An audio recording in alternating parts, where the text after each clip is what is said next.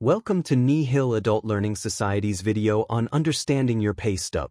This video is part of a series of videos designed to help people navigate more effectively some of the systems we rely on, such as the healthcare system. In this video, we tackle the pay stub, that piece of paper that comes with your paycheck on payday. It can also come as an electronic document in an email or as a digital statement from your time tracker app. You get one every time you get paid, but what is it for? What do all these numbers mean? Join us as we attempt to answer these and a few other simple, but not insignificant, questions. We will look specifically at what information is required on your pay stub, how your income is calculated, and how your deductions are calculated. We will then look at what the deductions are used for or what their purpose is, and what to do with your pay stub. We'll finish up with a short discussion on tax refunds and how they relate to the deductions you pay during the year. As mentioned previously, the pay stub can come as a piece of paper that is usually attached to your check, as an electronic document or statement in an email, or as a digital statement on your time tracker app. It is also sometimes called a pay slip. The pay stub can be confusing because it has a lot of random numbers on it that represent money that you made, money taken away from you, and then finally money that you get. It also has terms like EI, CPP, or gross pay. What is gross pay anyway? There is nothing worse than having worked hard for 2 weeks, thinking this is going to be a killer paycheck, only to discover that someone has taken some of it, and without even asking you nicely. When we first see money being deducted from our checks, it often causes us to pause and ask ourselves, why do I do this? Or, is working hard really worth it? Prompting some other questions, where did this money go and who said they could take it? We will attempt to answer some of these questions in a way that hopefully makes things clearer for you. Here is an example of the average pay stub. Yours may look different than this in the way it is formatted, but it will have all of the same basic information. By law, your employer is required to include certain bits of information on your pay stub. Things like your employee information, their company information, the dates for the pay period, your hourly rate if you are paid by the hour, the number of hours you worked, regular and overtime, how much you earned, another word for made, how much is deducted, another word for taken away. And finally, how much you actually get paid. You should check your information carefully to make sure everything is correct because, as we all know, mistakes can be made. As we make our way through the pay stub, we start to get excited as we see our earnings being totaled up. But before we go there, a note about the words wages, earnings, and income. We generally use them interchangeably, and they can function as synonyms. But the more fastidious, which is a fancy word for picky, will be quick to point out the difference. Wages refer to your pay based on the time that you work, such as hourly rate, weekly rate, or salary. Earnings are the money you earn in a given time period from your work. This will include vacation pay, holiday pay, bonuses for being amazing, commissions and allowances, like housing or travel. Income refers more broadly to money that you receive through work and other means, often called income streams. These could be other jobs, rental income, money from investments, or pensions. This is what you report on your taxes. So let's take a look at the next part of the pay stub. This will list all your earnings for the pay period stated in the information section. The first line reads regular hours. This is the number of normal hours you worked during that pay period. Overtime follows after that. These will be any extra hours you worked beyond 8 hours in a day or 44 hours in a week, whichever is greater. Now, when it comes to paying overtime, there are 2 options an employer has to pay it out. Option 1, you get paid 1.5 times your regular rate for the extra hours you worked. This is added to your check. Option 2, you bank the hours towards time off with pay at a later date. Banking hours means that you put them toward future time off. So if you bank 8 hours, then you can take a day off and still be paid for it. This will be reflected on your check in the pay period that you take that day off.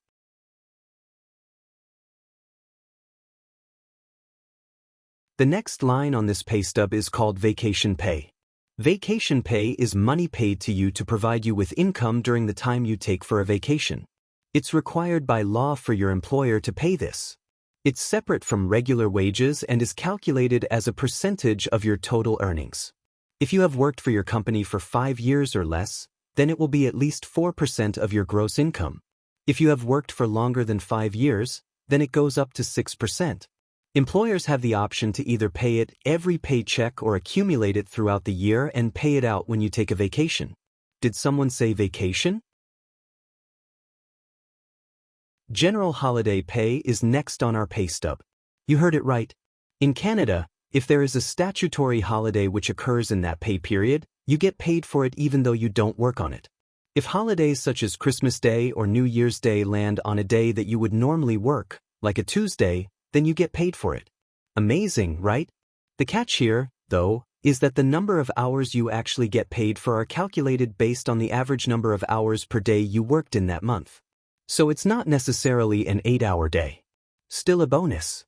Now, if you actually work on a stat holiday, something magical happens that requires careful attention.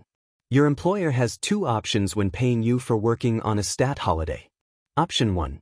You get 1.5 times your regular wage for the hours worked, plus your regular daily wage. Unbelievable! Regular daily wage is calculated a little differently, so it's not exactly like taking your hourly wage and multiplying it by 8. Still good though. Option 2. You get your regular wage plus a paid day off on a different day. Similar to banking time. You might hear someone say the phrase in lieu of, which simply means in the place of or as a substitute for. To summarize, Option 1, no day off, but wicked pay. Option 2, regular work day with a paid day off on a future day. All good? One other thing that might show up on your pay stub to add to your earning is time off with pay. These are the hours you do not work but still get paid, like when you use bank days, sick days, or personal days. What's a personal day? An example of this will be when you use your banked hours when you have a day off perhaps for sickness or personal reasons, something like that. Isn't Canada great? You get paid just for showing up, or even if you don't. Don't start the celebrations yet, though. Like the saying goes, do you want the good news first or the bad news? Well, we've talked about the good news, getting paid and all the extras. Now we turn our attention to the bad news. Brace yourself.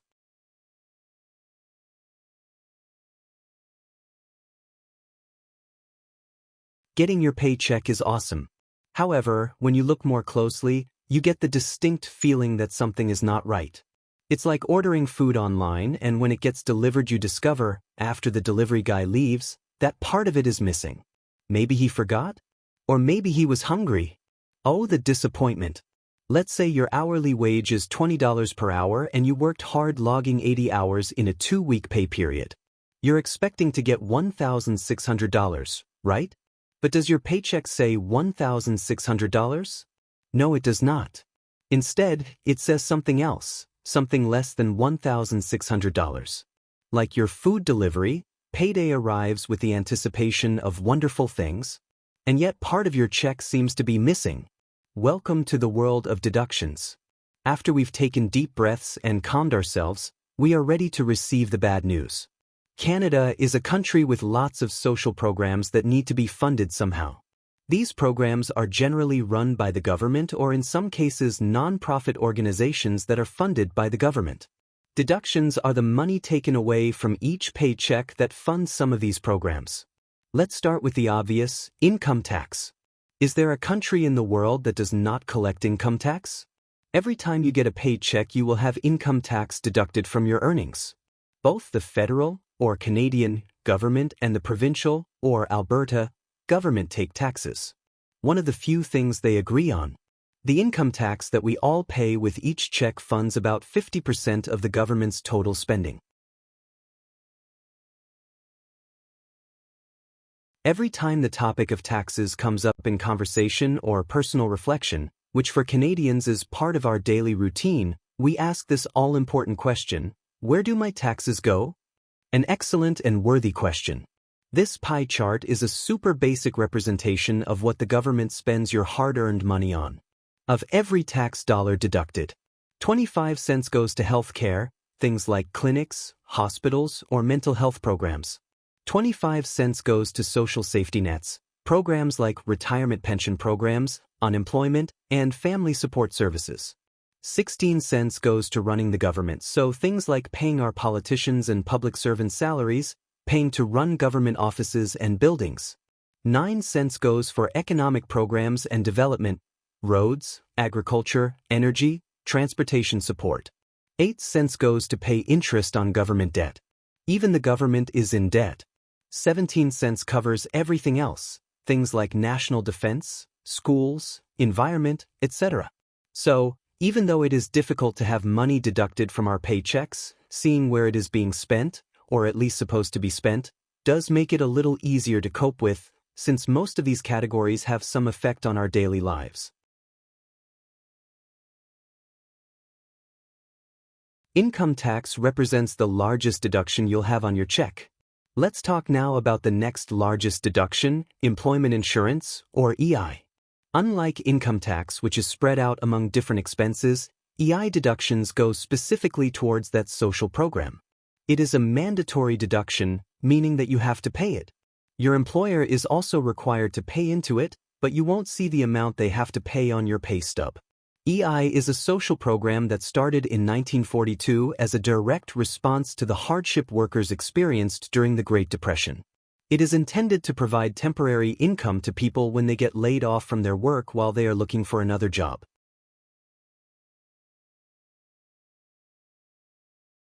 EI used to be only for unemployment support, but has actually expanded into 3 other types of benefits.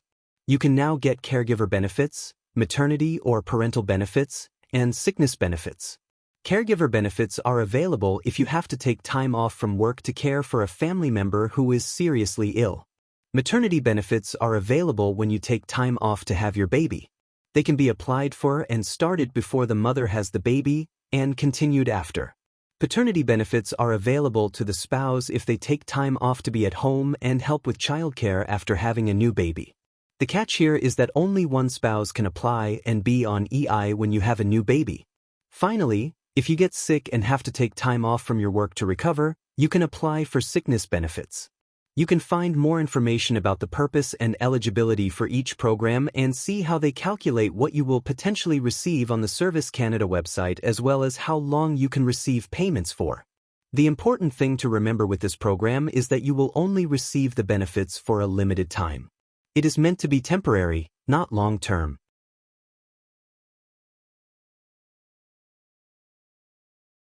Back to our pay stub. In 1966, the government, like the benevolent parent that it tries to be, started the Canada Pension Plan, affectionately known as the CPP. It was developed and implemented to address concerns about poverty among the elderly during their retirement years. A grand and noble gesture. The idea is that you pay into this program for the duration of your working life. Then when you turn 65 and have the option of retiring from working, you get an income from this pension plan to help cover your ongoing living expenses. The deduction is mandatory, meaning that you have to pay it, even for temporary residents who are only planning to work in Canada for a few years then go back to their home country. This is because both the employer and the employee contribute to the program. The deduction is based on a percentage of your earnings and is taken off each paycheck you receive. That covers the basic and mandatory deductions that will be taken off every check you ever earn as an employee. However, you may see some other deductions that are voluntary or part of a group plan through your company. Depending on your job contract and the company you work for, you may also have some other deductions like employer benefits, group pension plans, group health care and dental insurance plans, or savings plans that you pay into as well. These deductions are taken by your company to pay for the benefits you receive through these plans. They will also show up on your pay stub as deductions. Finally, if you belong to a union, then you will see union dues deducted from your pay. Keep track of these because when you do your taxes, some of these deductions like medical and union dues become tax credits. If you contribute money to a savings plan like a group RRSP, you will also get a document at the end of the year to use as a tax credit on your return.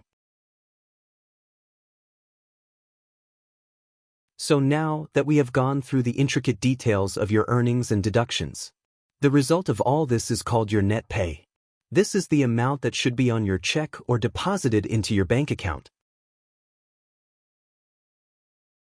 Because the pay stub is not always easy to understand and can be confusing, it is important that you make sure you check your pay stub carefully. Keep a record of your hours if you don't already, and compare them with what is recorded on your pay stub. Make sure you understand clearly what the deductions are and what they are for. If you see something you don't understand, ask your employer about it.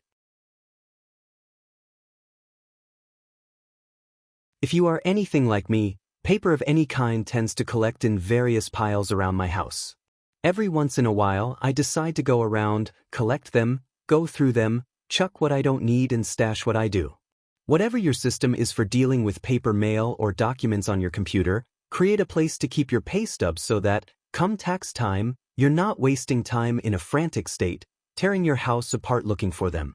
As was noted previously, deductions like union dues and payments you make into healthcare plans or savings plans are tax deductible and are worthwhile to claim when you file your tax return.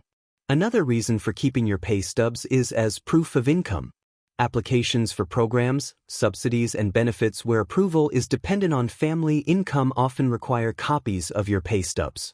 Newcomers who are in the process of extending permits, bringing family to Canada, and getting new permits may need these stubs to show that they are able to financially support themselves and their family while they are in Canada.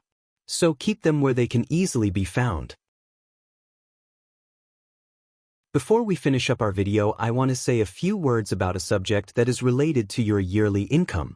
Many people see the tax refund they receive after they file their taxes as a bonus. It feels like the government is giving you money because you worked all year. The banks and the media encourage this misconception through their ad campaigns, talking about it as if it were a bonus and telling you what you should do with your refund. Invest, pay off debt, go on a cruise, or some combination of all three. So let me ask you this, what exactly is being refunded? Well, it's called a refund for a reason. Because it's your money. It always has been and always will be. What happens is this. The government applies the same tax formula for deductions to everyone. And they collect it all year long through deductions taken from your paycheck. They don't know how many credits you will have when it comes time for you to fill out your tax return. Since tax credits are dependent on an individual situation, when all the numbers are crunched, it may turn out that you have actually paid more taxes than you needed to during the year. When this happens, you get a refund. One last thing before we go, we need to point out that some of the material and information that we used in this video comes from these sources. ALICE is the Alberta government's website for all things employment, training, and career planning. It is a very helpful site with tons of information about working in Alberta.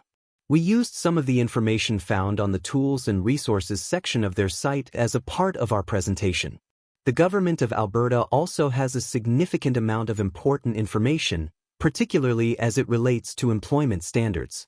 They are the ones who set the laws governing employer practices regarding their employees. The example pay stub used in the video was taken from their website. Thanks for watching our presentation. We hope that it has helped you understand more about your pay stub and how it is calculated. Please feel free to contact us for any further questions about this topic or some of the programs mentioned in the video. Our contact information is provided on the screen. Have a great day and see you in the next video.